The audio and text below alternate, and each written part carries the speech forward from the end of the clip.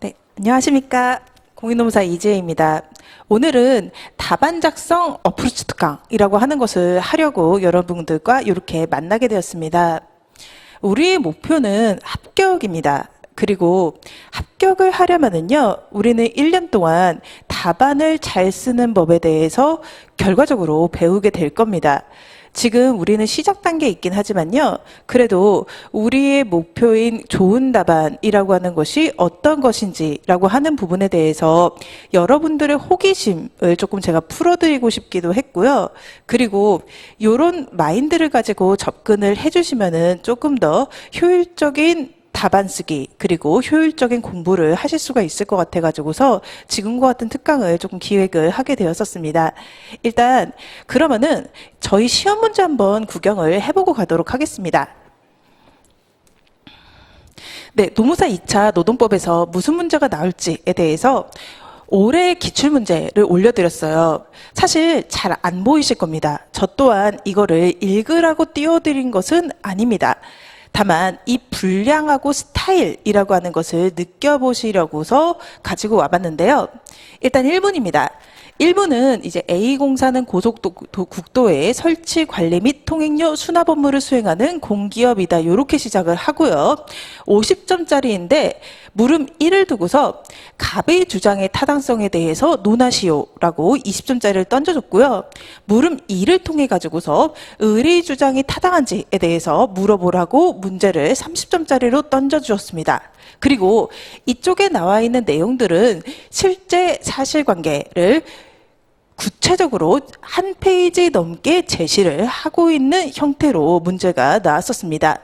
그리고 이문 같은 경우에도 약간 분량은 작습니다만 여기도 마찬가지로 실제로 근로자 갑이 회식에서 다쳤습니다. 이게 업무상 자해, 산재가 되는지에 대해서 너는 어떻게 생각하는지를 쓰라는 그런 문제가 나왔습니다.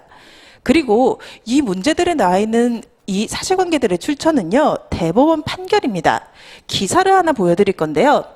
이게 2019년 8월 30일의 기사입니다. 대법원이 도로공사 불법 파견에 대해 가지고서 인정을 했던 이 사례를 각색해서 문제가 나온 건데요. 이런 식으로 대법원 판례의 사실관계를 주고 너는 어떻게 생각하는지 판례에 대한 지식하고 그 지식을 구체적인 사안에 적용하는 형태의 문제가 노동법에서 출제가 되고 있는 형태입니다. 그리고요. 이런 것에 대해 가지고서 저희는 이런 식으로 문제를 적어야 됩니다. 75분이 시험 시간이 주어질 거고요. 여기에 대해 가지고서 우리는 75점짜리 문제를 적어야 됩니다. 답안은 이런 형식으로 나오고 여기에 여러분은 직접 손으로 써가지고서 문제를 작성을 해 주셔야 돼요. 대체적으로 일단 20점짜리의 경우에는 3페이지 정도는 적어주셔야 되시고 50점짜리의 경우에는 7, 8페이지 정도는 적어주셔야 됩니다. 그래서 총 11페이지 정도까지는 적어주셔야 하는 그 정도의 분량으로 답안을 서술을 하셔야 됩니다. 그리고 시험장에서 법전은 줍니다. 법전은 주는데요. 그 법전을 활용하는 부분이라고 하는 것이 그렇게 많지는 않습니다. 제가 여기 요 답안에서 요 빨간색 표시하는 부분이 보이실 겁니다. 요 정도가 법전을 사용해 가지고서 조문을 인용할 수 있는 부분이고요. 나머지는 판례의 암기에 대한 부분하고 사안을 거기에 적용하는 부분으로 자신의 머릿속에 들어가 있는 것을 써야 되는 그런 것입니다. 네, 장난이 아니다라고 볼 수가 있습니다. 다른 시험 문제도 좀 구경을 해볼게요. 요거는 지금 행정재소법 문제인데요. 잘 안 보이실 건데 약간 노동법에 비해 가지고서 사실관계를 조금 짧게 줍니다. 하지만 여기서도 마찬가지로서 갑은 일반 음식점을 운영해온 사람인데 결국 취소소송을 제기하고자 하는데 그 취소소송의 대상적격, 피고적격, 제소기간에 대해서 논하라고 하는 것을 30점. 그리고요. 갑이 1월이 경과한 후에도 취소를 구할 수 있는지에 대해서 논하라는 게 20점. 이런 식의 케이스 문제로 행정쟁송은 출제가 되고 있습니다. 그리고 다른 과목의 경우에는 이런 식의 문제가 나옵니다. 인사 부분인데요. 문제가 좀 짧습니다. 이런 거 갖다 저희가 단문이라고 부르게 되는데요. 약간 조금 길지만 단답형의 약술 문제로서 50점짜리 문제가 나오고 있습니다.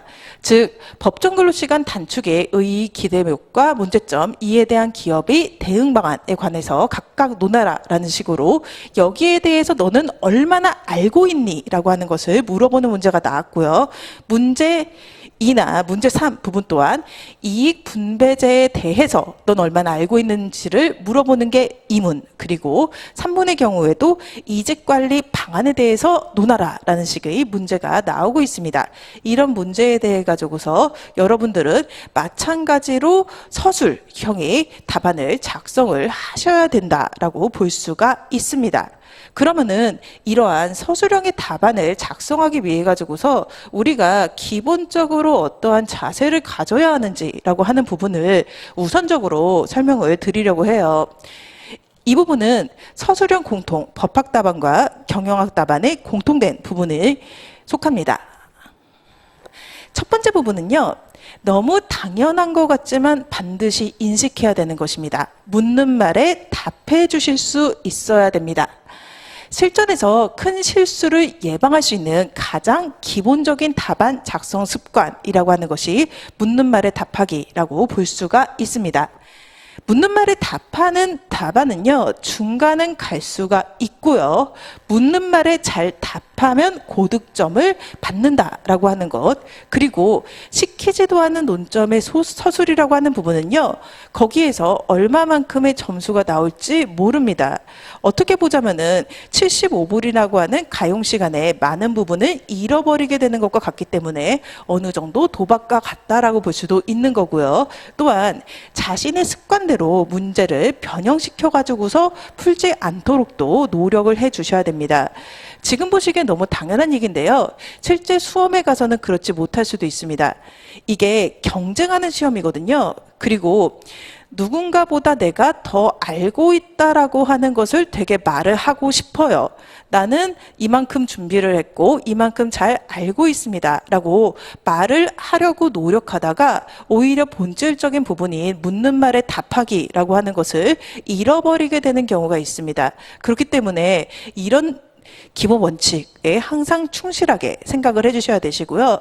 또 한 가지 부분은 비슷한 마인드에서 나올 수 있는 실수인데요. 내가 잘 안다라고 하는 걸 얘기를 하고 싶어요. 그러다 보니까 묻는 말에 답하는 것이 아니라 쓰고 싶은 것을 써버리는 그런 경우도 발생할 수가 있습니다. 그래서 그런 부분들을 예방하기 위해서라도 아주 간단해 보이지만 기본 원칙적인 부분부터 좀 잘 기억을 해 주셨으면 좋겠습니다. 그리고 묻는 말에 답하기라고 하는 것은요, 대처력을 증강시키는 차원이라고 하는 것에서도 유용할 수가 있습니다. 이게 제가 22회 합격자인데요. 이 문제가 기출되었다라고 하는 얘기를 듣고 나서 노무사 시험을 접을까라는 생각을 진지하게 했었습니다. 되게 당황스러운 문제였었거든요. 인적자원 관리의 확보, 개발, 평가, 보상, 유지, 관리 등 5가지 기능별 영역에서 전통적 공동체 지향의 기업 문화를 계승하고 지식정보화 사회에 대응할 수 있는 방안을 시스템적 관점에서 설계를 하래요. 답이 없는 문제입니다. 답이 없는 문제였기 때문에 이 문제를 받아드신 분들이 굉장히 당황을 하셨을 겁니다. 이때 묻는 말에 답하기로 애쓰셨던 분들의 경우에는요, 결국 점수라고 하는 것은 상대적이기 때문에 상대적으로 좋은 점수를 받았습니다. 이런 식으로 접근하는 거예요.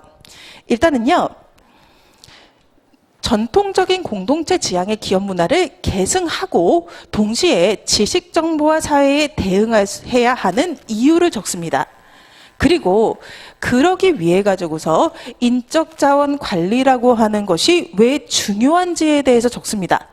그리고 이 5가지 기능별 영역이라고 하는 것이 서로 조화를 이루어야 한다라고 하는 점을 적고요. 그리고 나서 내가 생각하는 요 인적자원 관리의 영역에서 합리적으로 보이는 제도에 대한 생각을 적습니다.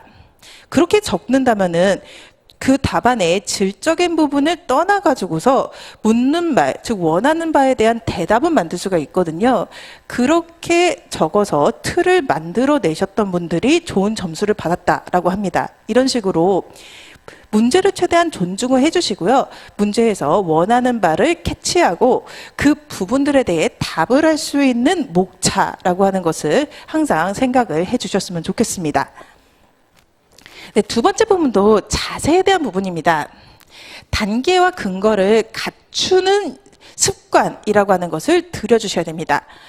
이것은 고득점의 핵심이기도 하고요. 실점을 줄이는 방안이기도 합니다. 최대한 친절하게 작성을 하자라는 생각을 가져주셔야 됩니다. 읽는 사람이 왜라고 하는 의문이 들지 않도록 답안을 작성을 해주셔야 됩니다. 예 하나 들어볼까요? 네. 뭐 이런 문제가 나오진 않겠지만 이 동물은 무엇인가 라고 하면서 20점짜리 서술 문제를 냈다라고 가정을 해보겠습니다. 이 문제에 대해서 일반적인 사람들이 쓰는 답안이라고 하는 건 이렇게 쓸 거예요. 너구리 이렇게 쓸 겁니다. 그런데 조금 더 서술 문제에 익숙한 사람들이 쓰는 답안은 이런 식이 될 겁니다. 생명을 가지고 활동을 하니까 얘는 동물이라고 봐야 되는 것이고, 그리고 몸이 다 털로 뒤덮여 있으니까 포유류라고 봐야 되는 것이고, 그리고 눈에 까만 줄무늬가 있으니까 너구리다 이렇게 쓰는 거예요. 앞에 답안하고 그 뒤에 답안, 즉 1번하고 2번 중에서 어느 쪽이 서술형에서 더 좋은 점수를 받을지라고 하는 면에서는 당연히 이쪽이라고 볼 수가 있을 겁니다. 그리고 또 한 가지 부분은요. 얘는 사실 너구리가 아닙니다. 얘는 라쿤입니다. 미국 너구리는 너구리와 종이 다릅니다. 그런 경우에 있어가지고서 이런 답안의 경우에는 그냥 오답 처리가 됩니다. 그런데 이런 답안의 경우에는요. 그래도 맞는 설명이라고 하는 것이 존재를 해요. 여기까지에 대한 부분은 점수에서 참작되는 것이고 오답에 해당하는 부분만 아닌 것으로 이렇게 처리가 될 수가 있습니다. 그렇기 때문에 적극적인 측면에서 점수를 따기 위해서, 그리고 소극적인 측면에서 실점을 방어하기 위해서 그 두 가지 차원에서 언제나 설명에는 단계와 근거를 갖추어서 친절하게 해야 된다라고 하는 생각을 좀 해주실 필요가 있습니다. 네, 그리고 나서 이번에는 법학 답안 자체로 조금 들어가 보도록 하겠습니다. 일단은요, 아까 노무사 시험에서 보았던 것처럼 사실관계를 쭉 줘요. 사실관계를 쭉 주고 나서 너는 어떻게 생각하니? 갑이 주장이 맞다고 생각하니? 라는 그런 거를 풀어야 되는 그 사례 답안이라고 하는 부분을 먼저 보여드리려고 해요. 일단 사례 답안의 경우에는요. 결국 이 문제를 풀었느냐가 첫 번째고요. 말이 되게 풀었느냐라고 하는 것이 두 번째가 됩니다. 채점의 목표는요. 즉 사안을 분석하는 능력, 그리고 문제를 해결하는 능력이라고 하는 것을 측정하는 데 목표를 두고 있습니다. 그래서 일단은 보이는 쟁점이 있을 거예요. 아, 이거는 해고에 대한 것이구나, 아니면은 이것은 징계에 대한 것이구나 라고 하는 식으로 보이는 쟁점이 있을 건데요. 일단 그 쟁점을 먼저 찾아주셔야 되시고요. 사실 이 부분은 어느 정도 공부가 되시면 어렵지 않게 찾으실 수 있습니다. 그리고 나서 확인을 해주셔야 되시는 것은요. 내가 보이는 쟁점, 내가 보기에 이건 해고 문제인데 혹시 이 앞에서 해결하고 가야 되는 것들이 있진 않은지 그거를 확인을 해주셔야 되시고, 그리고 나서 해고가 정당하다 부당하다 이 판단이 났어요. 그렇다면은 이 해고는 정당한데 그 뒤에 갑의 주장의 타당성을 완전히 답하기 위해서 추가적으로 밟아야 하는 단계는 없는지라고 하는 것, 주된 쟁점의 앞과 뒤를 보아주시는 부분이 필요가 하고요. 또 한 가지 부분은요. 일단 그렇다고 하더라도 중요한 내용하고 덜 중요한 내용은 가려집니다. 그렇기 때문에 중요한 내용에는 조금 더 분량을 많이 배분을 하고요. 그보다 덜 중요한 부분에 대해서는 간단하게 처리를 하는 식으로 답안의 효율성을 기하는 그런 부분들이 사례 답안에서 필요하다라고 볼 수가 있습니다. 그리고 사례 답안은요, 결국에는 갑의 주장이 어떠하니, 그러니까 갑의 주장이 맞는 말이니, 회사가 맞는 말을 하고 있니, 이 해고는 정당하니, 이 사람한테 임금을 줘야 하니, 이런 걸 물어보는 거기 때문에요. 채점에서 우선순위는 이런 식이 되게 됩니다. 첫 번째는요, 쟁점을 발견했는지가 첫 번째가 됩니다.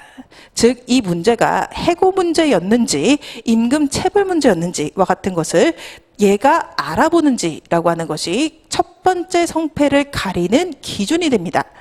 그리고요, 두 번째 부분은요, 그렇다면은 이 쟁점에 대해서 답을 하는데 그 답을 하는 전체적인 주장의 흐름이라고 하는 것이 논리적이고 일관적인지라고 하는 것이 두 번째 우선순위가 됩니다. 세 번째 부분은요, 여기에서 되게 주된 쟁점이라고 하시는 것이 있고 부수적인 쟁점이라고 하시는 것이 발생을 하게 될 거예요.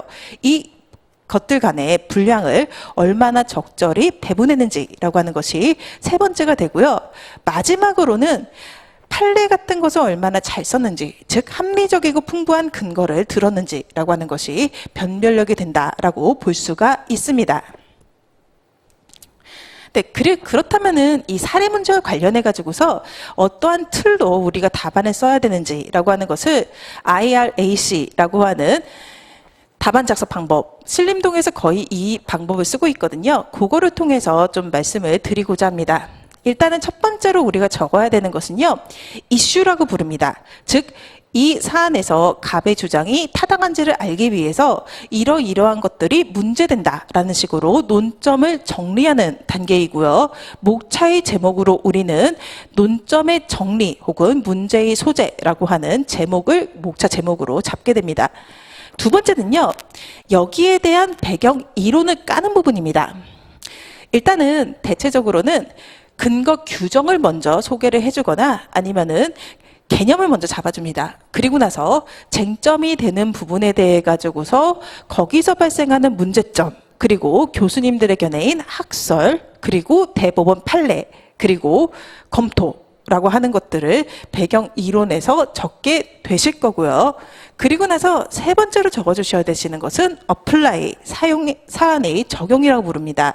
여기서는 이 배경 이론에서 나와 있는 판단 지표하고요, 사안의 사실관계라고 하는 것을 1대1로 매칭을 해가지고서 요러한 점에서 비추어 보았을 때 이 해고는 부당해고다라고 하는 식의 적용 부분을 작성해 주시는 것이 되고요. conclusion이라고 하는 것은 마지막 정리, 즉 묻는 말에 대한 답을 하는 사안의 해결 단계라고 볼 수가 있습니다. 각각에 대해 가지고서요, 어떻게 써야 되는지라고 하는 것을 다음 슬라이드에서 보여드리도록 하겠습니다. 일단 이슈 부분입니다. 문제의식을 제기하는 부분입니다. 이 부분은요, 목표가 논점을 파악하였는지에 대한 부분에 대해서 채점자에게 기초적인 정보를 제공하는 역할을 하게 됩니다. 그리고 이 논점의 정리를 채점자가 보게 되면요, 아, 이 사람이 올바른 방향을 잡았구나, 제대로 잡았구나 라고 하는 부분에 대한 첫 인상을 가지게 됩니다. 즉 약간 답안의 질과 수준에 대한 첫 인상을 결정하는 것이 논점의 정리 단계라고 볼 수가 있고요. 그렇기 때문에 잘 쓰는 것이 중요한데, 논점의 정리를 잘 쓰는 건 사실 공부를 잘하는 것과 같기 때문에 조금 어렵기는 합니다. 다만 틀을 잡는 부분에 대해서는 이런 감각은 가지고 가셨으면 좋겠습니다. 사례 문제는 이런 식으로 물어볼 거예요. 갑은 회사의 6개월 정직 처분이 부당 징계라고 주장한다. 갑의 주장은 타당한가? 이런 식으로 물어보거든요. 그러면은 시작은요, 묻는 말에 답하기가 기본이기 때문에요, 이 묻는 말 부분에서 시작을 해 주시는 것이 좋습니다. 즉 예를 받아와 가지고서요, 갑 주장의 타당성 구비 여부와 관련해서 이렇게 적어주시고요. 그리고 사실관계라고 하는 것은 굉장히 길게 보여줄 건데요, 그것을 몰아서 적으려고 하실 필요는 없고요. 핵심만 요약하고 추출해 가지고서 블라블라한 행위라고 하는 것, 이런 식으로 조금 간단하게 사실관계에서 핵심을 짚어주시고, 그리고 논점이 되는 것들은 1번, 2번, 3번 이런 식의 번호를 붙여가지고서 나열을 해주십니다. 그리고 우리는 대륙법 체제, 우리는 판례가 법이 아닌, 즉 성문의 법이 법인 그 체계에서 살고 있거든요. 그렇기 때문에 결국에는 관련 조문이라기 근거 제시라고 하는 것이 반드시 이 단계에서 나와야 됩니다. 그래서 관련 조문의 번호라고 하는 것을 반드시 제시를 해주시고요. 그리고 나중에 보시게 되면은 취업규칙 단체 협약과 같은 애들이 조문이 주어질 때가 있을 겁니다. 그러면은 그런 조문들의 번호라고 하는 것도 적어주실 필요가 있습니다. 이런 식으로 문제 의식을 잡아주시고요. 그리고 나서 기본 원리로 들어가도록 하겠습니다. 여러분들은 빠르면은 1기부터 그리고 늦으면은 2기, 3기부터 최고 답안이라고 하는 것을 받아보게 될 겁니다. 그 수업에서 시험에 응하셨던 분들 중에서 제일 잘 쓴 사람의 답안이라고 하는 것을 이제 복사해서 드릴 거거든요. 복사해서 드리게 되면은 사실 강사들이 이 답안을 최고 답안으로 뽑은 이유는 내가 의도했던 출제 의도라고 하는 부분을 가장 잘 맞춘 답안이기 때문에 최고 답안을 뽑거든요. 근데 그거를 좀 바라보시는 학생분들이 약간 이렇게 생각을 하세요. 아니 이렇게 예쁜 글씨로 교과서에 있는 내용을 똑같이 적었더니 너무나 대단하다. 나는 어떡하지? 이렇게 생각을 하게 되는데요. 약간 조금 더 그런 판례의 정확도 같은 것을 좀 많이들 압도당하고 그 부분에 대해서 걱정을 많이 하시는데요. 조금 본질적인 부분을 보셨으면 좋겠습니다. 뭐 일단 판례를 잘 외우신 분들이 전반적인 답안을 잘 쓰는 경향이 있지만요. 기본 원리, 그러니까 기본 이론이라고 할 수 있는 얘는요. 본체는 아닙니다. 이걸 적는 이유는요. 사안의 적용이라고 하는 다음 단계의 애를 잘 풀어주는 재료로서의 역할을 하는 것이 얘입니다. 결론을 내리기 위한 근거이자 수단적 측면을 가지고 있는 것이 배경 이론이 됩니다. 그리고 또 한 가지 부분은요. 사례 문제입니다. 묻는 말에 답하기 해주셔야 되시거든요. 그렇기 때문에 이거는 앞뒤에 문제 제기 쓰고 사안의 적용 쓰고 그리고 교과서에 있는 내용을 똑같이 복붙하는 것이 아니라요. 복사 붙여넣기 하는 게 아니라 사안의 해결에 기여하는 배경 이론을 캐치해서 그거 위주로 적어주셔야지 가독성도 높고 시간 활용의 효용성도 높아집니다. 일단 이 기본 원리라고 하는 것은 이런 식으로 적게 될 겁니다. 우선 시작점은요. 의의를 적어주는 것이거나 혹은 근거 규정을 적어주는 것으로 시작을 해 주셔야 됩니다. 이것은 문제점의 위치를 파악해서 설명하는 역할이라고 하는 것을 하게 됩니다. 그리고 나서 요건과 효과라고 하는 것을 적어주고요. 이 중에서 특히 문제되는 부분 이 중에서 논의의 실익이 있는 부분에 대해서는 판단 기준이라고 하는 구체적인 내용들을 적어주실 필요가 있습니다. 여기에서 두 가지 케이스가 갈리게 됩니다. 첫 번째 부분은요. 그냥 판례가 답이 되는 부분들이 있어요. 그런 경우에는 그 판례를 잘 적어주시면 되시고요. 견해 대립이 있는 경우, 즉 교수님들 이렇게 생각을 하는데 대법원 판례는 안 그렇게 생각해요. 이런 경우에는 문제점 학설 판례 검토라고 하는 이 목차를 적어주게 됩니다. 여기에서 잠깐 그 판례라고 하는 애를 한번 구경을 해보려고 그래요. 일단 제가 이렇게 갖고 온 이유는요. 일단 제 책은 훨씬 더 가독성이 좋습니다만 분량이라고 하는 부분하고요. 조금 숨이 막혀보시라고 이렇게 갖고 왔었습니다. 일단 대법원 판례의 판단 기준은 이런 식으로 상당히 장문으로 되어 있습니다. 학습지 교사들이 노조법상 근로자에 해당하다고 본 사례에 대해서 이렇게 두 가지의 판례를 끌고 와가지고서 결론을 내게 되는 그런 형태였었고요. 우리는 이런 것들을 대략적으로 100개 조금 넘게 알고 외우고 있어야 돼요. 이 부분에서 상당히 부담이 느껴지실 건데요. 그렇다면은 이거를 그대로 적어야 하는 것인지라고 하는 것을 다음 슬라이드에서 문학판검 쓰는 법과 함께 말씀을 드리려고 합니다. 일단 문학판검의 목차를 쓰실 때는요. 일단 문제점이라고 하는 것에서는 보통 법익의 충돌을 보여주시게 됩니다. 즉 약간 예를 들면은요. 사용자에게는 경영권이 있어요. 그리고 노동조합에게는 기본권으로서 단체 교섭권이 있어요. 그러면은 구조조정과 같은 경영사항에 대해 가지고서 노동조합의 관여를 인정해야 되는지, 어디까지 인정해야 되는 것인지, 즉 양쪽의 권리가 충돌하니까 어느 부분에서 합리적인 규율점, 기준을 잡아야 되는지가 문제된다라는 식으로 이 문제점 부분에서는 법익의 충돌 양상을 보여주십니다. 그리고 학설이라고 하는 것은 교수님들의 의견인데요. 답안에 이게 없더라도 판례만 쓰면은 문제는 풀려요. 다만 이 학설이라고 하는 목차를 주는 이유는요, 완성도를 높이기 위해서입니다. 이 답안에 있어서의 법적 고민하고 입체감이라고 하는 것을 조금 더 해주기 위해서 학설 설시라고 하는 것이 필요한 부분이 생기게 되고요. 여기서는 결국 이 학설이라고 하는 것을 잘 적어주시는 것이 베스트긴 합니다만, 현실적으로는 학설의 이름하고 한두 줄 정도의 짧은 설명 소개로서 충분하다라고 볼 수가 있습니다. 판례는요, 우리 법은 영미법이 아니라 대륙법이에요. 그래서 판례가 곧 법이 되진 않습니다만, 다만 가장 신뢰성 있는 근거 자료의 역할을 하게 되고요. 되게 현실적으로 말씀을 드리면은 아까 보셨던 것과 같이 사실관계 자체가 대법원 판례를 사례화해서 나옵니다. 그러다 보니까 판례의 중요성이라고 하는 것이 높아질 수밖에 없는 부분도 있어요. 그러면은 어떻게 써야 되는지라고 하는 것이 문제가 될 건데요. 이상적인 거는 뭐 이렇게 쓰는 걸 겁니다. 그대로 토시 하나 틀리지 않게. 그런데 이렇게 쓰는 것은 상당히 힘들고요. 시간도 굉장히 많이 잡아먹습니다. 그렇다면은 타협이라고 하는 것을 좀 해주셔야 돼요.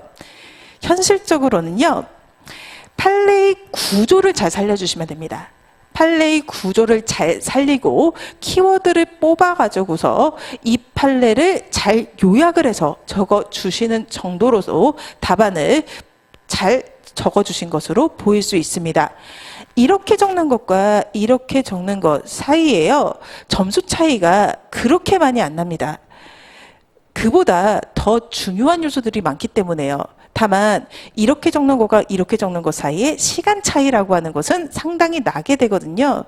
그렇기 때문에 내 손가락이 그렇게 빠르지 못하다라고 한다면은 어느 정도 요약해서 기재를 해야겠다라는 생각도 하실 수 있어야 되시는데, 다만 이 판례의 구조라고 하는 것은 틀리지 않게 잘 옮겨 주실 필요는 있습니다.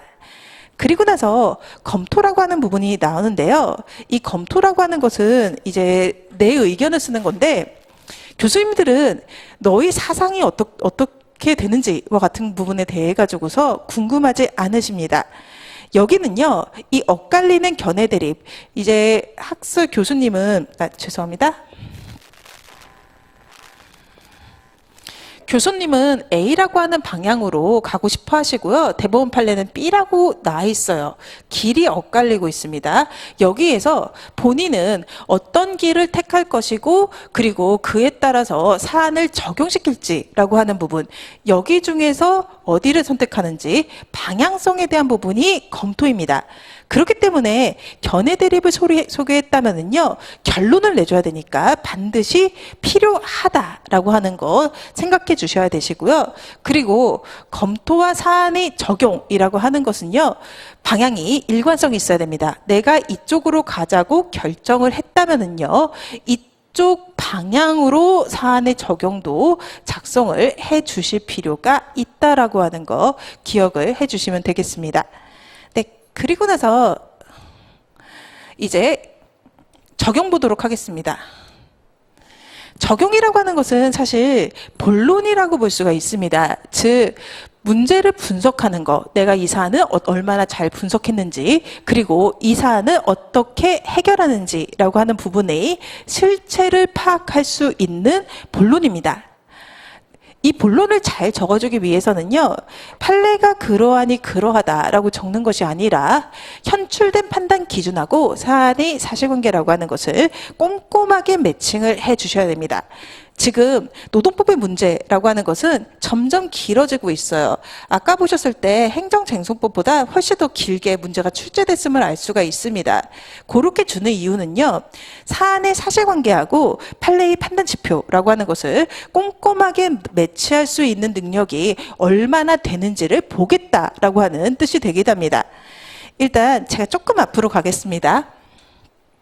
판례의 판단 기준은 이렇게 생겼어요. 이게 아까 그 전직, 이 정당한지에 대해서 판단하는 기준에 대한 대법원 판례인데요. 인사권 행사의 업무상 필요성, 그리고 그로 인해서 근로자가 있게 될 생활상 불이익, 근로자와 사전협의 등 신의측상 요구되는 절차를 거쳤는지와 같은 것을 판단 기준이자 참작 사유로서 내걸고 있습니다. 이에 대해 가지고서 요 키워드들이라고 하는 것을 사안의 적용에 1대1로 매칭을 해주셔야 됩니다. 자, 일단은요. 업무상 필요성과 생활상 불이익을 비교 형량해야 되는 것이고요. 업무상 필요성이라고 하는 것은 배치 전환의 필요성과 인원 선택의 합리성을 의미한다라고 했습니다. 요 키워드와 사실관계를 매칭을 하는 겁니다. 회사가 제품 AS 센터를 신설을 했어요. 그러니까 기존의 또는 신규 인원을 신설할 부서로 발령해야 될 배치 전환의 필요성이라고 하는 것이 인정이 되는 겁니다. 그리고 전직당한 갑이라고 하는 근로자는 기술직으로 제품에 대해서 누구보다도 잘 알고 있으니까 그 AS라는 것이라고 하는 것은 적임자가 하는 것이 되니까 인원 선택의 합리성도 인정됩니다. 그래서 전직 서분의 업무상 필요성이 상당히 높다라고 할 수 있습니다. 그렇게 해가지고서 이쪽의 키워드 하나를 우리가 끝냈습니다. 그러면은 이번에는 생활상 불이익을 비교 형량하래요. 그러면은 사실관계로 돌아와가지고서요. 종전 출퇴근 시간보다 30분 정도 더 소요된다라고 하는 것은 불이익이 맞는데요. 그에 대해 가지고서 회사가 통근버스 제공해주고 있고 교통비 명목으로 임금 정도의 급여도 보전을 해줬어요. 그러면은 불이익이 상쇄되었습니다. 그러면은 업무상 필요성하고 생활상 불이익을 대비했을 때 전자가 더 크다라고 볼 수가 있습니다. 그리고 신의측상 요구되는 절차라고 하는 것은요. 판단 요소이긴 하지만 그것만으로 부인되지 않는다라고 했으니까 동의가 없었다라고 하는 사정이 있지만 그것만으로 정당성을 상실해서 무효가 된다고 보기 어렵다라는 식으로 이렇게 해가지고서 즉 판례의 키워드라고 하는 것을 사안의 적용에 1대1로 매칭해 주시는 작업을 해주시고 마지막으로는 정리를 해주실 필요가 있습니다. 네, 이런 식으로 어플라이를 적성을 해 주실 필요가 있고요. 그리고 여기에서 또 한 가지 주목을 해보셔야 되시는 부분이요. 결국 꼼꼼하게 매칭을 해주는 것이 변별력이 되기 때문에요. 판단 기준 대비했을 때 사안의 적용이라고 하는 것은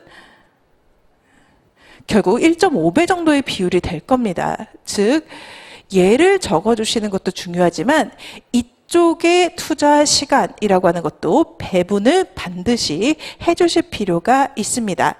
그리고 또 한 가지 부분은요. 이거는 지금 이제 사실관계를 소개해주고 사실관계에 대해서 우리가 평가를 해주고요. 그리고 나서 결론으로 가는 이 구조를 띄고 있어야 되는데 사실관계 소개야 그냥 이제 뺏겨주시거나 요약해서 적는 거니까 어렵지 않고요. 규명이라고 하는 건 우리가 그냥 답은 좀 보이거든요. 공부를 해보면은 이게 되겠다 안 되겠다의 각은 나와요. 어려운 것은 이 사실관계에 대해서 평가를 하는 부분이 어려울 겁니다. 이 평가라고 하는 것의 정답은 사실 배경 판례에서요. 그 판례 법리가 아니라 그 밑에 있는 대법원의 이유 부분이 정답이 되는 부분인데요. 이거를 일일이 챙겨보기는 어려울 겁니다. 그래서 이런 부분들에 대한 것은 강사의 사례집과 같은 부분에 충분히 녹아 있습니다. 그래서 그것을 참작해가지고서 작성을 해주시는 것이 될 거고요. 그리고 그게 기억이 나지 않으셨을 때는요. 써볼 수 있어야 됩니다. 자기 자신이 이 부분에 대해서 어떻게 판단하고 어떻게 생각하는지라고 하는 것을 써보는 연습을 좀 해주셔야 됩니다. 그리고 강사도 첨삭을 하고 채점을 하면서요. 그런 자신의 의견이라고 하는 것이 맞는 법리에 기초했는지라고 하는 것을 보게 될 겁니다. 그렇기 때문에 어렵더라도 배워보고 시도해 보셨으면 좋겠다라는 생각이 듭니다. 이 부분에 대해서. 그리고 나서 결론 부분은 별거 없습니다. 수미 쌍관의 원칙을 지켜라 라고 하는 것인데요. 물어보는 말을 활용해 가지고서 심플하게 결론을 내주셨으면 좋겠습니다. 물어보는 말이 아까 나왔던 대로 정직 처분이 부당 징계라고 하는 갑의 주장이 타당한가에 대한 부분이거든요. 그렇다면은 결국에는 이 정직 처분은 부당 징계니까 갑의 주장은 타당하다. 혹은 23조 1항을 위반하지 않은 정당한 징계니까 갑의 주장은 타당하지 않다라는 식으로 그렇게 마무리를 지어주셨으면 좋겠습니다. 그리고 가끔 이런 실수가 나오긴 하거든요. 정직 처분이 부당 징계다로 끝나는 경우들이 있어요. 급하게 마무리를 하는 건데요.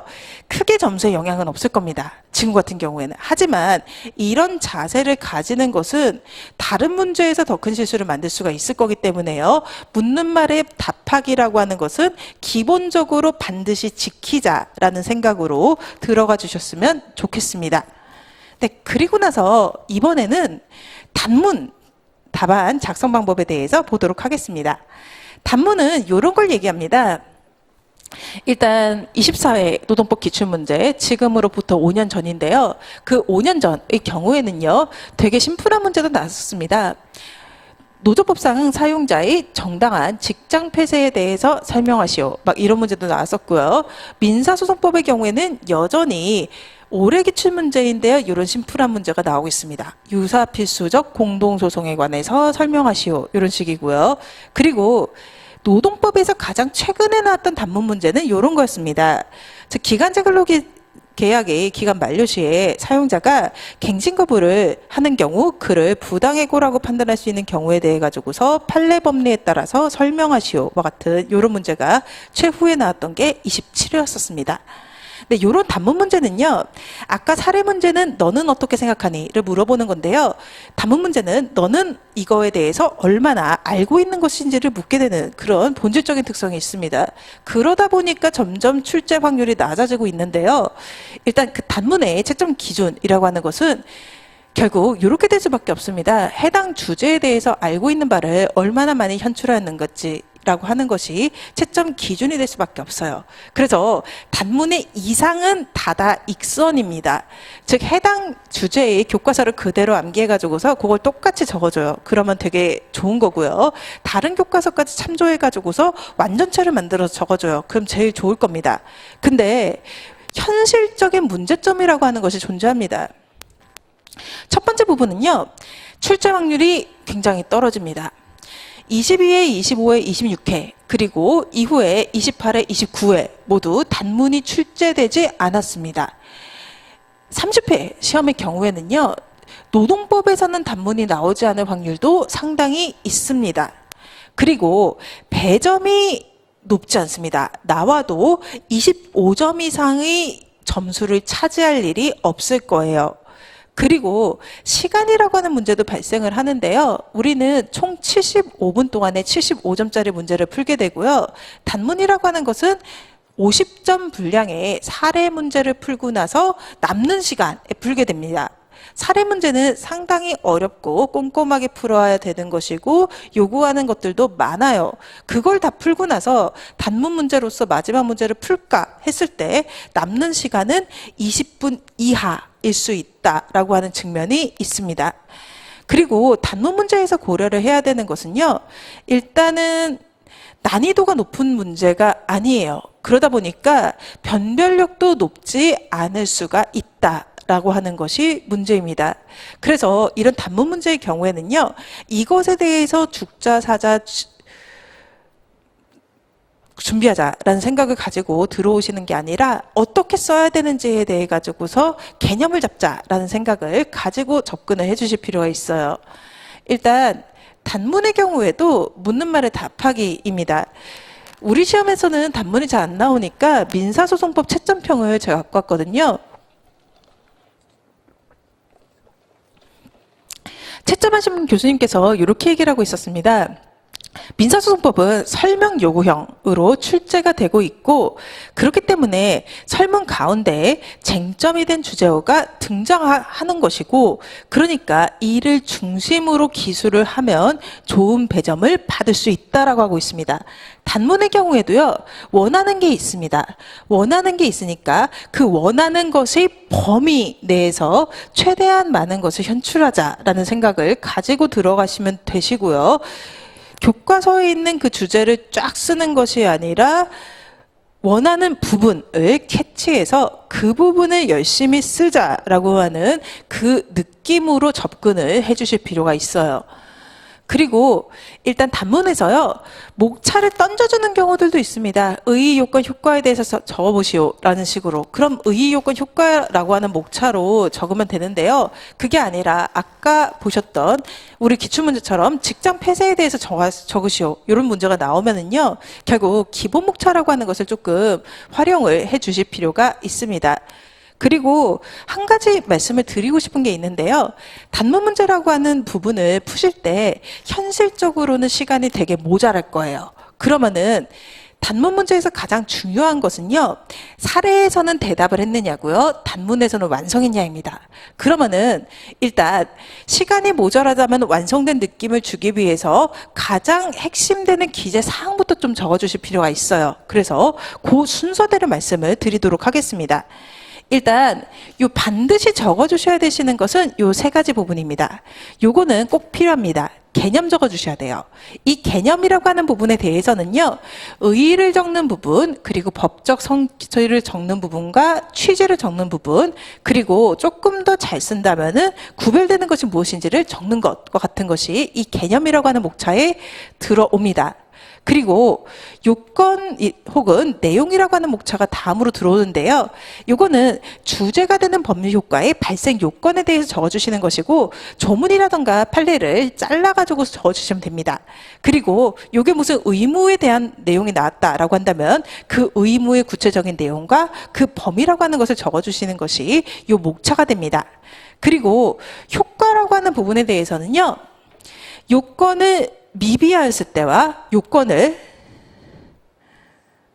충족했을 때의 효과라고 하는 것, 즉 긍정적인 효과와 부정적인 효과라고 하는 것을 모두 적어주실 필요가 있고요. 약간 얘가 반응이 느려서 마음이 아픕니다. 그리고 의무의 경우에는 의무 준수의 효과와 의무 위반의 효과라고 하는 것을 이쪽에 적어주실 필요가 있습니다.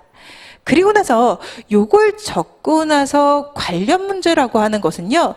얘는 예적고 시간이 남으면 적어주실 부분들, 즉 핵심 기재사항은 아니지만 내가 이 주제와 관련해서 알고 있는 것을 개수적으로 많이 적어주실 수 있으면은 요 관련 문제를 적어주시면 좋습니다. 여기까지 다 적고 나서 시간이 남으신다면요. 그때는 서론이나 결론을 적어주셔도 좋습니다. 서론에서 적어주셔야 되시는 것은요. 일단 주제가 상위기획 개념에서 어디에 위치하고 있는지를 밝혀주는 부분하고 이 주제를 논해야 되는 중요성에 대한 그 두 가지를 적어주시면 되시는데요. 예를 들면은 이런 느낌이 될 겁니다. 약간 인사 쪽으로 되게 상투적인 언어를 써가지고 말씀을 드리면은요. 일단 급변하는 급변하는 경영 환경에서 기업이 계속적인 경쟁 우위를 발생시키기 위해서는 결국에는 인적 자원 관리가 중요하다와 같은 식으로 상위 개념에서 얘가 어디에 위치하는지를 밝혀주고 그리고 나서 그렇기 때문에 인적 자원 관리라고 하는 것은 상호 정렬되고 시너지가 있어야 되고 그렇기 때문에 우리는 이러이러한 관리 방안에 대해서 논한다라는 식으로 그렇게 위치 적어주시는 것하고 중요성 환기해 주시는 것이라고 하는 것을 서론의 영역에서 해 주시면 됩니다. 이 부분은요. 물론 이런 부분들에 대해 가지고서 교과서에 나와 있고요. 그리고 시험 문제로도 푸실 일이 있을 겁니다. 그런 것들을 미리 보아가지고서 준비한다라고 하는 것보다는요. 연습을 좀 해주시면 좋을 것 같아요. 이런 거는 그냥 내가 외우고 준비해야 될 성격이라기보다요. 한 몇 번 써보시면 어떻게 써야 되는지를 알 수가 있게 될 거거든요. 그래서 서론에 대한 부분은 연습하자라는 생각으로 법 과목도 과목도 그렇게 접근을 해주시면 좋을 것 같고요. 결론이라고 하는 부분은요. 여기에 있는 내용들을 요약하고 그래서 어떠한 시사점을 가지는지를 제시하는 부분입니다. 조금 더 이번에도 인적자원관리로 설명을 드리면은요. 우리는 이러이러한 부분들에 대해서 살펴보았고 이러한 제도의 도입이 효과성을 가지기 위해서는 늘 쓰는 말이 나옵니다. CEO의 의지와 구성원들의 적극적인 참여와 그리고 지속적인 피드백이 필요하다와 같은 그런 시사점을 제시해 주시는 것이 결론 부분이 될 겁니다. 이 부분도요. 물론 이 부분들에 대해서 적어놓은 수험서와 교과서가 존재를 합니다. 하지만 그런 것을 읽어보려고 생각하고 그런 걸 외우려고 하시기보다 얘 또한 연습으로 해결하시는 것이 좋습니다. 써보시다 보면은요, 이거를 어떻게 적어야 되는지를 아실 수 있게 될 겁니다. 그래서 조금 더 답안 작성을 연습을 해보시다가 이 부분들은 이제 따로 이런 식으로 써야 되는지 감을 익히는 식의 접근을 해주시면 좋을 거예요. 네. 그리고 나서 이번에는 채점 교수, 그러니까 채점을 하셨던 교수님들이 채점평을 적어주십니다. 이 채점평이요. 올해까지 나오고요. 근데 죄송합니다. 이 채점평이 작년까지 나왔었어요. 근데 작년 채점평은 별로 읽을 가치가 없을 만큼의 일반론으로 나왔고요. 그리고 나서 올해부터는 제공을 안 한다고 합니다. 그 이유는 이 채점평 때문에 수험가가 너무 흔들리는 부분들이 있어가지고서 그래서 제공하지 않는 쪽을 결정을 했대요. 다만 그렇다고 하더라도 이 채점평이라고 하는 것은 교수님들이 답안을 보는 시각을 보여주는 단서가 되어줄 겁니다. 그렇기 때문에 어느 정도 도와주시는 것이 좋을 것 같아서 간단한 선에서 이 채점평들을 살펴보고 해설을 해드리려고 합니다. 26회 노동법 문제인데요. 26회 시험의 경우에는 최신 판례 위주로 해가지고서 조금 난이도가 높거나 그리고 약간은 수험생들이 예상을 하지 못했던 문제가 출제가 되었었습니다. 일단 이제 교수님들은요. 왜 그런 문제를 냈는지와 관련해 가지고서 개별 노동관계에서 법원이 중요한 판결이 선행되었던 중액적이고 노동 현장의 고민을 반영한 시의성 있는 주제로 구성하였다라는 식으로 나와 있습니다. 요거는 사실상 최신 판례를 낼만 했기 때문에 냈다라고 하는 의미이거든요. 일단 이게 작년 시험하고 재작년 시험의 경우에는 최신 판례가 아니라 A급의 문제가 나왔었습니다. 올해의 시험의 경우에는 작년 말에 나왔던 그 나름대로 따끈따끈한 최신 판례가 나왔었습니다. 이런 식으로 일단은 최신 판례는 출제 확률이 어느 정도 있습니다. 그렇기 때문에 강사도 제끼지 말고 챙겨야 되는 것이지만요. 여러분들도 그 분량에 대한 부분들에 대해서 제끼지 말아주셨으면 좋겠습니다. 그러니까 모든 최신 판례를 보실 필요는 없지만 그 법리적으로 굉장히 중요한 내용들에 대해서는 반드시 짚고 넘어가셔야 된다라고 하는 거 생각해 주셨으면 좋겠고요. 그리고 나서 이제 사례 문제의 중요도와 목차에 대한 부분인데요. 사례와 관련해 가지고서 응시자들이 1차적으로 본 것은 쟁점을 정확하게 파악하였는지를 보았다고 합니다. 논점의 정리 부분부터 잘 적어주실 필요가 있고요. 이를 바탕으로 법리를 체계적으로 구성해서라고 하는 부분에 대해서는요. 목차를 잘 짜야 된다라고 하는 점을 신경 써주시면 좋을 것 같습니다. 물론 사례집에 나와 있는 목차들이 굉장히 좋은 목차로서 여러분들의 본보기가 될 거고요. 여러분들이 그걸 가지고 연습을 할 겁니다. 하지만 사례집에 나와 있는 것뿐만 아니라 조금 더 자기 스스로의 목차와 같은 것을 짜보는 것도 좋습니다. 그리고 그런 부분들이 괜찮은지에 대해서는요. 이 3기 기간 동안 그리고 1기 기간 동안의 첨삭을 통해서 여러분들께 보여드리려고 합니다. 그리고 타당한 해석론과 결론을 도출하여 설명하고 있는지 라고 하는 것. 즉, 이 부분에 대해서는요, 사안 포섭을 잘 해야 된다. 즉, 아까 말씀드렸던 어플라이 부분의 일관성이라고 하는 것과 그리고 풍부함이라고 하는 것이 중요하다라고 하는 점이 중요하다라고 라는 점을 한 번 더 시사하고 있다라고 생각해 주시면 좋을 것 같습니다. 그리고 나서 밑에 부분에 대한 것은요, 별거 없습니다. 상당수의 답안에서 장점을 파악하지 못하거나 이러면은 아무리 판례를 이쁘게 썼더라도 그냥 아웃됩니다. 그리고 제시된 사례에 부합한 법리를 체계적으로 구성하여 논리적으로 전개하지 못했고 답안 자체에서 흐름이 읽혀지지 않는 경우에는 그 답안은 좋은 답안이라고 볼 수가 없습니다. 그리고 제시하더라도 법적 쟁점이 누락하거나 상세하게 설명하지 않았거나 지문과 관계없는 이론과 답변을 주장하는 답안들의 경우에는 결국에는 좋은 점수를 받지 못한다라고 하는 거 기억을 해주시면 좋을 것 같습니다. 네, 그리고 나서 이번에는 노동법 2, 집단적 노사관계법, 노조법이라고 부르는 애인데요. 여기서도 마찬가지입니다. 대표적인 주제들을 출제하기로 하였는데 살아 숨쉬는 노동법의 역동성을 반영하기 위해 가지고서 비교적 최신의 판례 중에서 이해관계가 첨예하게 대립하고 강학상으로도 의미가 있는 사례를 일부 각색해서 출제했다라고 나오고 있습니다. 이때의 노조법의 내용도요, 그해 나왔던 최신 판례가 그해 출제되었던 케이스였었는데요. 이런 경우가 또 나올 수 있다라고 하는 거 기억을 해 주셨으면 좋겠습니다. 그리고 글씨 문제라고 하는 것은 이제 이 시험뿐만 아니라요, 제가 옛날에 봤었던 변리사 시험과 같은 경우에도 글씨 문제에 대한 지적은 항상 나오거든요. 늘 나오는 얘기인데 여기에 너무 매몰되시진 않으셨으면 좋겠다라는 생각은 하고 있습니다. 왜냐면은 실제 저는 이제 합격하고 나서 연수 받고 그 연수 보면 또 이게 연수 받고 나면 또 시험 보거든요. 거기에서 이제 그 합격자분들이 이제 서술형 문제 쓰시는 그거 보니까 세상에 그 모든 필이 다 거기 모여 있더라고요. 생각보다 글씨라고 하는 것이 점수에 들어가는 요소는 없다라고 보셔도 됩니다. 다만 글씨를 예쁘게 쓰지 못한다라고 하더라도 최소한의 가독성이라고 하는 것은 지켜주셨으면 좋겠습니다. 예쁠 필요는 없지만 알아볼 수는 있어야 됩니다. 네, 그리고 나서 두 번째 부분은요, 목차 분류를 하지 않는 답안에 대해 가지고서 이런 식의 설명을 하십니다. 되게 싫어하세요. 채점자에게 몇 배의 시간과 고통을 부여한다라는 식으로 말씀하시거든요.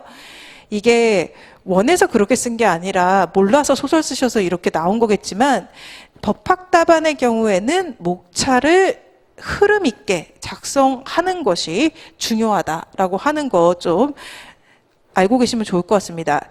일단 즉 소설 쓰듯이 써놓은 답안에 가상의 목차를 나누어서 채점하는 자체를 굉장히 안 좋아하시고요. 그리고 논술형 시험 답안의 채점 기준이라고 하는 것은 결국에는 아까 말씀드렸던 그 틀, 즉 이슈 룰 apply, conclusion 이런 목차를 나누고 그 아래 내용을 채워 넣는 것이 기본이 되기 때문에 자신만의 형식으로 답안을 작성하지는 말아라라고 보고 있음 기억해 주셨으면 좋겠습니다. 네, 그리고 나서 한 가지 부분은 이것도 한번 보실 필요가 있는데요.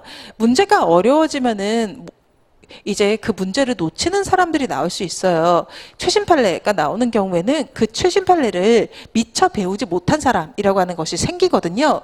그렇다고 하더라도 꼭 완전히 망하는 것은 아닙니다. 즉 답안과 관련해 가지고서 판례의 내용을 잘 몰라 가지고서 자신의 견해를 피력한 수험생들도 일부 있었지만 사례를 정확하게 이해하고 타당한 논거를 제시한 경우에는 소정의 점수를 부여했다라고 하고 있어요. 이게 저는 일단은 올해 문제의 경우에는 좀 다 맞췄거든요. 다 맞춰가지고서 제 수업을 들었던 수험생들의 경우에 노동법이 당황스럽진 않으셨을 거로 보입니다. 하지만 이런 경우라고 하더라도요. 일단 전체 4과목, 사실상 5과목의 그 모든 문제가 내가 준비했고 당황하지 않을 문제의 확률은 극히 낮습니다. 이거는 합격자분들 또한 마찬가지거든요. 그런데 합격자분들이 합격하신 이유는요. 그런 부분에 대해 가지고서 덜 망했기 때문입니다. 잘 쓰시는 것도 중요하지만 덜 망하시는 것도 중요합니다. 이제 각각의 모의고사 풀이 과정과 같은 부분에서 여러분들이 망할 일은 굉장히 많으실 거예요. 그 망하는 과정에서 얼마만큼 내가 수습할 수 있는지라고 하는 부분에 대해서도 충분히 생각을 해주시면서 매 시험을 포기하지 말고 좀 성실하게 임해 주셨으면 좋겠습니다. 물론 이렇게 판례의 내용을 잘 모른 답안이요. 그 내용을 안 답안보다 좋은 점수가 나올 수는 없어요. 하지만 모르는 사람들 중에서 점수를 더 받을 수가 있고요. 그런 경우에 다른 문제들을 잘 풀었다면 합격권까지 올라갈 수도 있는 것입니다. 그래서 그 부분 기억해 주시고, 답안 작성 내용을 기술을 하였지만 그 근거가 표시를 하지 않는 경우에 대해서 지적하는 내용이 있었고요. 그리고 1문의 1과 1문의 2는 사례는 공통으로 하지만 엄연히 각각의 배점이 있기 때문에 구분하는 것이 좋다라고 하고 있습니다. 25점, 30점 이런 식으로 배점이 있으면요, 설문 1의 영역과 설문 2의 영역이라고 하는 것을 반드시 구분을 해서 적어주실 필요가 있습니다. 그리고 6번, 나름대로 중요한 부분인데요. 이게 약간 이런 유혹에도 많이 빠집니다. 내가 잘하는 부분을 잘 써가지고서 내가 이렇게 잘해요를 보여주고 싶은 그런 부분들이 있는데요. 언제나 묻는 말에 답하기와 답안의 밸런스라고 하는 걸 기억을 하셔야 됩니다. 답안의 특정 부분을 아무리 자세히 잘 쓴다라고 하더라도 배점할 수 있는 상한은 정해져 있으므로 소정의 점수를 초과할 수는 없습니다. 그렇기 때문에 적절하게 균형을 맞추어서 답안을 작성할 필요가 있습니다. 네, 그리고 나서 이번에는요, 27회 노동법 채점평입니다. 27회 시험의 경우에는요, A급 위주 쉬움 난이도의 문제가 출제가 됐었어요. 근로기준법, 노동법 1의 경우에는요, 만약 수학의 정석에서 집합이랑 명제 이런 거는 이제 앞에 나오니까 다들 잘 아시잖아요. 그거랑 되게 비슷한 것인 근로기준법상 근로자에 대한 문제가 출제가 됐었습니다. 이런 것도 나름대로 이제 헬게이트가 열린다라고 볼 수가 있는데요. 일단은 그 근로기준법상 근로자와 같은, 즉, 누구나 다 알고 있는 그 문제에 대해서는 이런 게 필요하다라고 하고 있습니다. 관련 법리뿐만 아니라 그 적용에 따른 사안의 해결이 중요하다라고 하는 것, 어플라이의 중요성에 대한 부분입니다. 쉬운 문제가 나올수록 사안의 적용을 꼼꼼하게 잘 쓰는 것이라고 하는 것은 변별력이 될 수밖에 없습니다. 네, 그리고 나서 이번 문제의 경우에는요, 종합적인 이해와 설명이 요구된다라고 하는 것이 시사하고 있어요. 일단 이런 경우가 발생할 수가 있거든요. 일단 A라고 하는 주제가 있어요. 그 A라고 하는 주제가요, 1번, 2번, 3번, 4번 이런 걸로 이루어져 있는데, 근데 나는 여기에 대해서 되게 잘 아는 거예요. 그러면은 얘네 날리고 이것만 엄청나게 몰빵해서 쓰는 경우가 발생할 수 있는데요. 그런 걸 좋아하지 않습니다. 즉, 묻는 것이 이 범위 내에 있다면 여기에 있는 애들을 균형을 맞추어서 빠짐없이 적어주시는 쪽이 훨씬 더 점수가 잘 나옵니다. 네, 그리고 나서 노조법으로 들어가겠습니다. 노조법의 경우에는요, 일단 각 법률 중에서 그 법률의 입법 취지라고 하는 부분이 존재합니다. 그 입법 취지라고 하는 부분을 판례 암기를 계속 하다 보면은 적는 걸 까먹는 경우들이 발생할 수가 있어요. 특히 되게 중요한 판례의 경우에는 그 판례가 나온 배경, 그리고 이 판례의 시사점과 같은 부분까지 조금 더 준비를 해주실 필요가 있습니다. 그 부분에 대한 아쉬움을 얘기하는 것이 1번 문제에 대한 채점평 부분이었었고요. 2번 문제의 경우에는요, 일단 물어보는 것이 직장 점거라고 하는 애와 직장 폐쇄라고 하는 애 두 가지였습니다. 근데 뒤에 부분인 직장 폐쇄에만 꽂혀가지고서 앞에 부분을 등한시하는 경우라고 하는 게 생길 수가 있거든요. 쟁점의 누락입니다. 그런 누락 같은 것이 없도록 묻는 부분이 어디부터 어디까지인지를 꼼꼼하게 읽고 가셔야지 억울한 실수를 하시지 않을 수가 있습니다. 그리고 나서 공통된 부분들을 좀 말씀을 드릴게요. 일단 채점평에는 이런 내용들이 좀 많이 들어옵니다. 문제와 무관한 방론을 좀 쓰지 말아달라라고 하는 건데요. 왜 쓰는지 저는 알 것 같아요. 왜냐면은 어디서부터 어디까지가 쟁점인지를 모르겠으니까 일단 던지는 거거든요. 왜 쓰는지는 알겠지만 좋아하시진 않습니다. 즉, 사안에서 제시하는 쟁점을 벗어나가지고서 관련 없는 내용을 기술하거나 반대로 핵심적인 내용에 대한 기술 없이 주변적인 내용만을 기술하는 경우가 많이 발견되었다라는 식으로, 즉 문제와 무관한 방론에 대한 것은 자제해 주실 수 있으면 자제를 해 주시는 자세를 가지고 가실 필요가 있고요. 그리고 비주얼에 대한 내용은 항상 나옵니다. 즉 법률 문제의 시험과 사례형에서 요구되는 답안의 유형을 좀 제대로 인식해 달라라고 하는 것. 그리고 부수적이지만 작성 방법에 대한 것도 중요하다. 과도한 띄어쓰기, 목차 없는 답안, 형식에 맞지 않는 답안 등의 기술적 방식은 피해달라라고 하는 것이 교수님들의 의견입니다. 네, 그리고 마지막으로는 선택과 집중. 앞에 말씀드린 방론의 자제하고도 조금 연결되는 부분인데요. 일단 법적 성격하고 정당성 판단이라고 하는 요구하는 두 가지 요소가 있으면 그 요구하는 두 가지 요소에 대해서 균형을 맞춰주셔야 됩니다. 그 균형을 맞추지 못한 경우에는 좋은 점수가 나오기가 어렵습니다. 그래서 그리고 이제 방론을 너무 많이 작성해서 실제로 필요한 내용이 누락되는 경우도 있을 수 있다라고 하는 것도 기억을 해주시고요. 그리고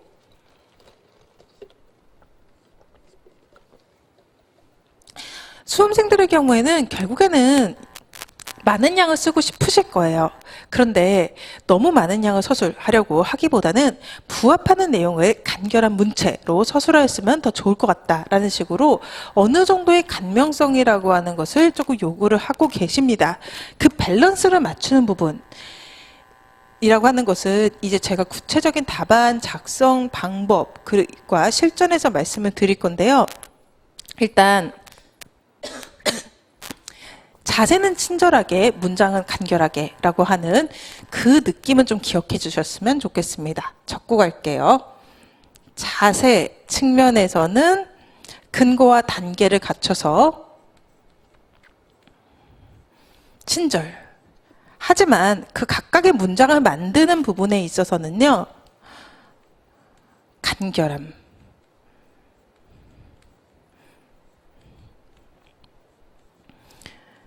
참고로 전자는 태도의 문제입니다. 그리고 후자는 국어의 문제다라고 하는 것도 알고 계시면 좋을 것 같습니다. 그리고요, 언급해야 될 기본적인 내용을 쓰지 않고 여론이나 보론 수준에서 언급해야 될 내용에 치중해서 쓰는 경우에는 아무리 열심히 써도 좋은 인상까지는 줄 수 없다라고 하는 점까지를 교수님들이 좀 공통적으로 얘기를 하고 있습니다. 네. 이제 마지막 챕터 들어갈 겁니다. 실제 답안을 띄워드릴 거예요. 그 답안으로 이제 답안을 구체적으로 어떻게 디자인해야 되는지를 좀 보여드리도록 하겠습니다. 제가 여기서는요, 그 노동법 25회 문제를 갖고 왔었어요. 요거 갖고 온 이유는 여러 가지 그 답안이 작성하는 스킬에 대해서 좀 배우기가 좀 좋은 문제라서 그냥 갖고 왔고요. 일단 이 문제가 아까 처음에 제가 보여드렸던 그 노동법 기출문제에서 사실관계가 되게 길게 나왔었고요. 그리고 나서 설문 1하고 설문 2가 나뉘어가지고서 각각 20점, 30점 이렇게 배점이 되어 있던 것을 좀 확인을 해보실 수 있었습니다. 그런데 이 문제도 좀 마찬가지로 나왔었거든요. 일단 설문 1에서는 이런 걸 물어봤었습니다. 즉 사실관계를 이렇게 줬고요. 그리고 나서 A 회사의 노동조합 운영비 지급 중단이 정당한지에 대해서 논하시오라고 하는 이런 식의 질문이 들어왔었습니다. 이런 분수령 문제를 어떻게 풀어야 되는지라고 하는 것을 보여드리도록 하겠습니다. 이 답안은 제가 종이로 썼고요. 일단 문제 1문 같은 경우에는 이거는 설문 1과 설문 2가 같이 들어있는 문제 1을 뜻합니다. 그리고 이 문제를 특정해 주실 때요, 그냥 앞에 있는 설문을 좀 베껴가지고서 요만큼 정도 적어주시고 나서 이하생략 하는 식으로 문제를 특정을 해주시고, 그리고 정석적으로는요, 로마자 1번 설문 1에 대하여 이런 식으로 첫 번째 쟁점을 잡아줍니다. 그리고 나서 다음 목차는 1 이렇게 잡아주시는 건데요.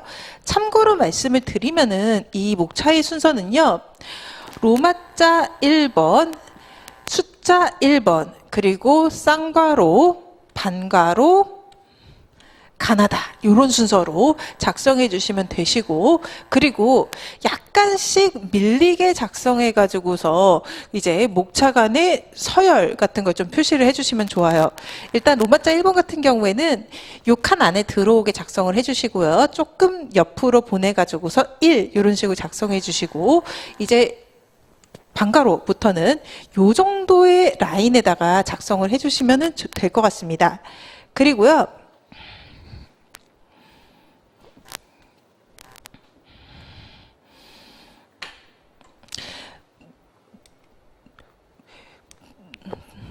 죄송합니다. 네. 그리고 나서 이제 들여쓰기라고 하는 걸 하면서 본문을 좀 시작을 해주셨으면 좋겠습니다. 이 목차에서요, 한 요 정도, 그러니까 글씨 한 개 정도 들어갈 정도까지는 좀 떼가지고서 적어주시는 것이 좋고, 그리고 물어보는 것이 운영비 지급 중단의 정당성이었었습니다. 그렇기 때문에 그 말을 담아가지고서 운영비 지급 중단이 정당한지와 관련하여 라는 식으로 이렇게 문제를 시작을 해주시고, 이런 식으로 쟁점 1번, 쟁점 2번 이런 식으로 번호를 붙여가지고서 쟁점을 얘기를 해주시면 좋을 것 같습니다. 즉 운영비 원조 행위가 법률 번호, 즉 노조법 제81조 1항 4호인데 그때는 4호였습니다. 어쨌거나 조문 번호를 적어가지고서 부당 노동행위에 해당하는지 이런 식으로 첫 번째 쟁점을 잡아준 다음에, 그리고 나서 얘가 풀려야 얘가 풀립니다. 부당노동행위에 해당하는지가 첫 번째 쟁점이 되고요. 부당노동행위에 해당한다고 본다면, 해당한다고 볼 경우에 이를 규정한 단체 협약의 사법상 효력이 문제된다라는 식으로 이런 식의 논점의 정리를 간단하게 짚어주시면 좋을 것 같습니다. 그리고 나서 이 부분은 붙여주시는 것이 좋습니다. 다만 이 문장이 끝나고 나면은 한 줄 띄워주시는 게 좋아요.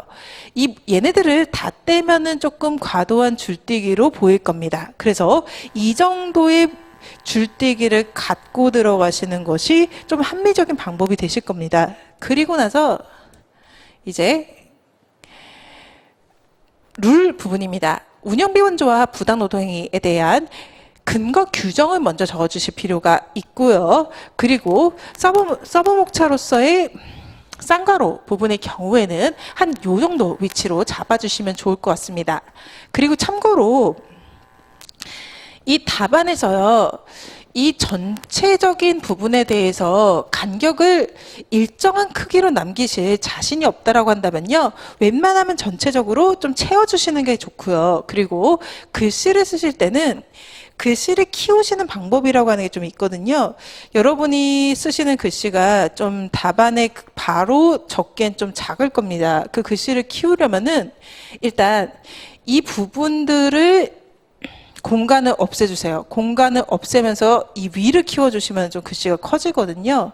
그래서 약간 이런 식으로 띄어 쓰지 마시고 이렇게 붙여 쓰시는 식으로 요거 먼저 연습을 해보시면 조금 더 그 익숙한 답안을 작성을 하실 수가 있게 될 겁니다. 그래서 근거 규정 적어주시고 취지 적어주시는 부분 나오고요. 그리고 나서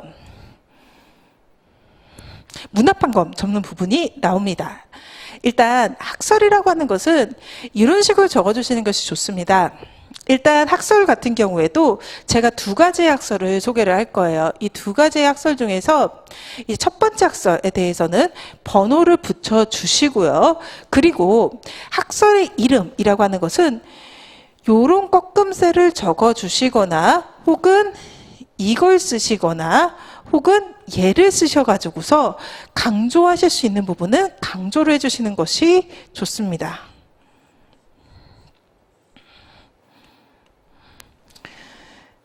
그리고 참고로 말씀을 드리면은 이게 제일 깔끔하긴 합니다. 그리고 약간 대꾸를 맞춰주시는 것도 중요한데요. 즉 블라블라 하다는 이유로 부당노동행위에 해당한다는, 그리고 부당노동행위에 해당하지 않는다는, 이런 식으로 근거와 대꾸라고 하는 것도 좀 맞춰가지고서 적어주시는 것이 좋습니다. 그리고 나서 판례 부분입니다. 판례 같은 경우에는요, 지금은 이제 과거의 판례와 최근의 판례가 입장 변화가 있는 케이스를 좀 가지고 왔었습니다. 그럴 때 과거의 판례는 저 앞의 학설과 비슷했고 현재의 판례는 뒤의 학설과 비슷한 내용인데요. 이럴 때 단정적인 표현을 쓰시기보다는요, 과거의 판례는 블라블라하다고 하여서 실질설의 입장으로 보였다. 현재의 판례는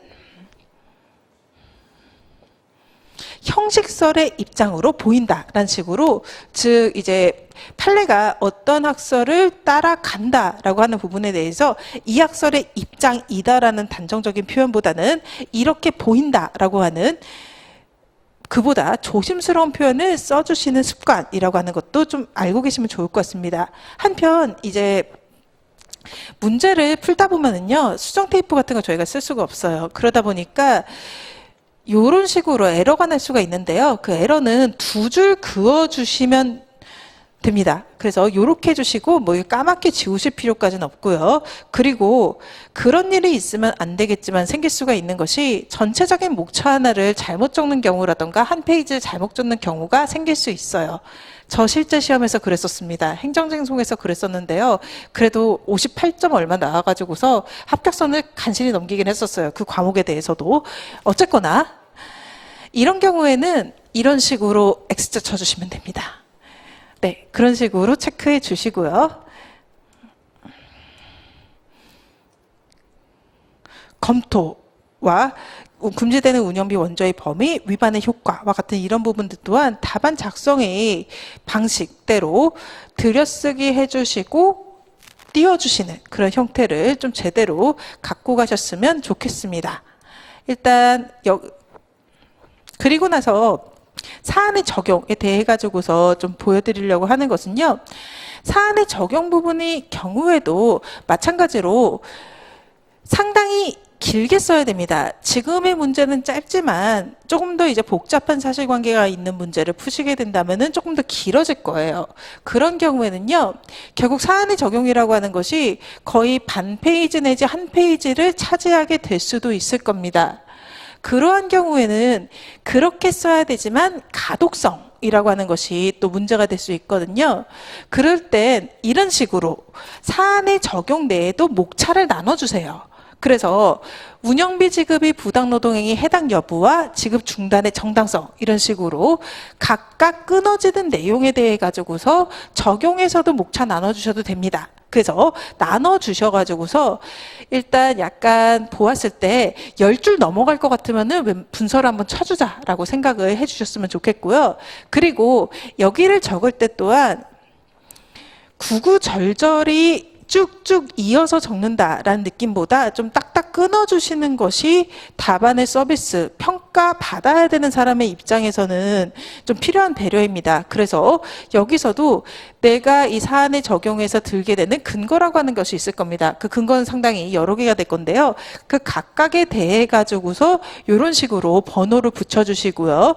그리고 강조해야 되는 키워드에 대해서는 이런 꺾음새를 써주신다라던가 아니면은 예를 적어주신다던가 이런 걸 적어가지고서 키워드 강조라고 하는 것을 좀 해주셨으면 좋겠습니다. 그래가지고서 적용 쓰고 나서 마지막에 마무리로서 묻는 말에 답하기, 즉 지급 중단 행위가 정당하다라는 식으로 내용을 끝내가지고서 최종적인 마무리를 해주셨으면 좋겠습니다. 일단 여기까지 제 설명을 드렸었고요. 일단 제 목적은 이제 우리의 공부의 목표인 답안 작성에 대한 호기심을 풀어드리는 부분하고, 그리고 어떻게 답안을 작성하기 위해서 어떻게 공부해야 되는지에 대한 생각을 가져가시는 부분이라고 하는 것이 제 이 강의의 목표였었는데요. 일단 이 강의 듣고 그리고 연기 수업 받아보시고요. 그리고 되도록이면 답안 작성은 조금 빨리 시도를 해보시는 것이 좋습니다. 되도록 빨리 시작하고 많은 시행착오를 겪어보셨으면 좋겠다라는 생각이 들고요. 그리고 지금은 아직 와닿지 않을 내용일 수도 있는데요. 여러분들은 이제 수험에 들어가면서 되게 잘 쓴 답안들을 많이 접하시게 될 거예요. 일단 그만큼 안 써도 된다라고 생각이 들어요. 이게 내가 잘 알지 못하는 분야에 대해 가지고서 대법원 판례처럼 유려하게 답안을 뽑아낼 수 있는 재능이 있으면 노무사보다 더 위대한 걸 하셔야 됩니다. 지금 저희가 해야 되는 것은 모르는 건 괜찮아요. 다만 실수를 반복하지 않는 것이라고 하는 것이 앞으로 중요하게 되실 거예요. 일단 저는 여기까지 말씀드리고요. 네, 수고 많으셨습니다. 감사합니다.